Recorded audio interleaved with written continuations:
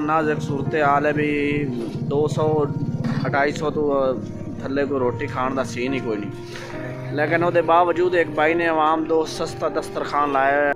अस्सलाम वालेकुम रहमतुल्लाहि व बरकातहू। भाईजान तुसी बोर्ड बैनर पढ़ के तकरीबन समझ ही गए होगे कि की सूरत हाल है और क्यों है। मजीद जी तफसील है तुहानू नाल दसने तुसी वेखो भाई जी बोर्ड उत्ते की लिखा है तसल्ली नाल भाईजान तुसी पढ़ो, वीडियो मुकम्मल वेखो, तुहानू पता चलेगा भी एक किहड़ी जगह ते लगा होया और इहदा की सूरत हाल है और क्यों लाया है भाई ने। भाई का मकसद की है, भाई ये क्यों ला के खड़ा है और की बना रहा है और की बेच रहा है। ठीक है भाईजान, इस दौर च महंगाई दे इतने जड़ा ना नाजुक सूरत हाल है भी 200-250 तो थले को रोटी खाने का सीन ही कोई नहीं।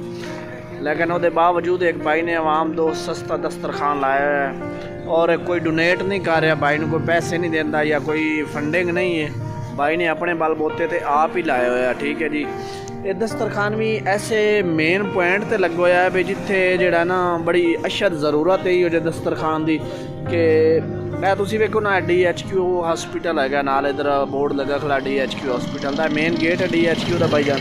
ठीक है, ए ना रोड चलता पाया। ठीक है जी, ए रोड तुसी वेख रहे हो तो एवं ही अंदर अगर आओगे तो DHQ नहीं THQ हॉस्पिटल है बूरे वाला। ठीक है, ये मेन गेट के नाल तुसी आओ तो जनाब ए लगा हुआ है सस्ता दस्तरखान।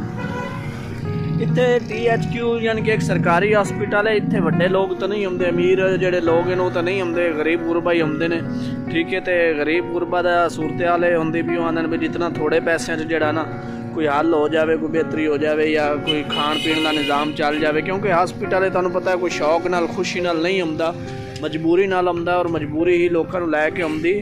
तो इत्थे इस टाइम ये भाई ने सिर्फ 50 रुपए खाना लाया, 50 रुपए का खाना नाल सालन होएगा जो मर्जी बनाया होएगा भाई ने, नाल 3 रोटियां ने जनाब। ठीक है, चाहे दुध पत्ती अंदर असी कंटीन तो लईए, दुध पत्ती भी नहीं आई, पानी वाली चाह आई, उसके बावजूद वो 50 रुपए की दे रहा। ठीक है, तो भाई ने दुध पत्ती लिखा है कि भाई जी 40 रुपए की। ठीक है, तो इहो जे लोग हाले मुआशरे मौजूद ने जी कौम की आवाम की भलाई वास्ते। और ये मेन पॉइंट है यानी कि THQ का हैडकुआटर हॉस्पिटल है और वो मेन गेट के नाल भाई खड़ा है। और भाई की बड़ी एक जिंदा दिली मिसाल है कि भाईजान इस दौर के भी लोग कौम की खिदमत करने वास्ते जज्बा रखते हैं और ये चाहते हैं कि यार कौम का किसी तरीके भला हो जाए। भाई का नंबर भी लिखे हुआ, अगर कोई भाई इस तरह का मजीद दस्तरखान का कोई डोनेट करना चाहे या भाई नाल तावन करना चाहे कि भाईजान तुसी इस काम को बताओ या अगे लैके जाओ, तो भाई का नंबर भी लिखे हुआ, तुसी भाईजान इस नंबर पर कॉल करके रबता करके भाई नूं पुछ भी सकते हो कि भाईजान तुसी किवें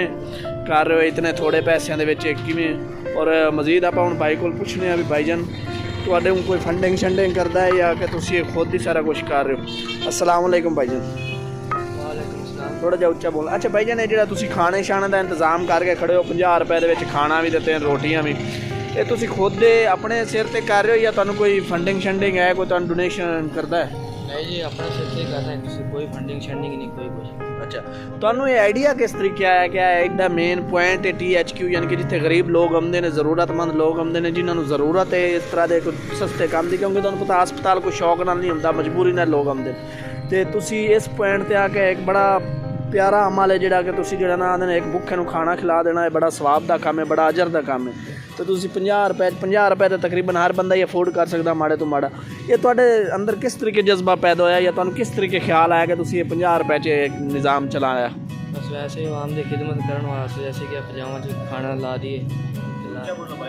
अच्छा भाईजान दे नाल आपां गुफ्तगू की, माइक मेरे को मौजूद नहीं ने इस वास्ते जोड़ा ना मैं हॉस्पिटल ही आया सी, लेकिन मैं भाई का एक बेहतरीन अमल वेख्या, मैनू बड़ा पसंद आया। तो भाई ने थोड़ी स्लो आवाज़ गल की, तुहाडे तक आवाज़ पहुँच गई होनी कि भाई कहता भी आवाम की खिदमत करने वास्ते कि आवाम की चलो खिदमत हो जाए, किसी बहाने ही असी कर सके तो चलो आवाम की खिदमत हो जाए।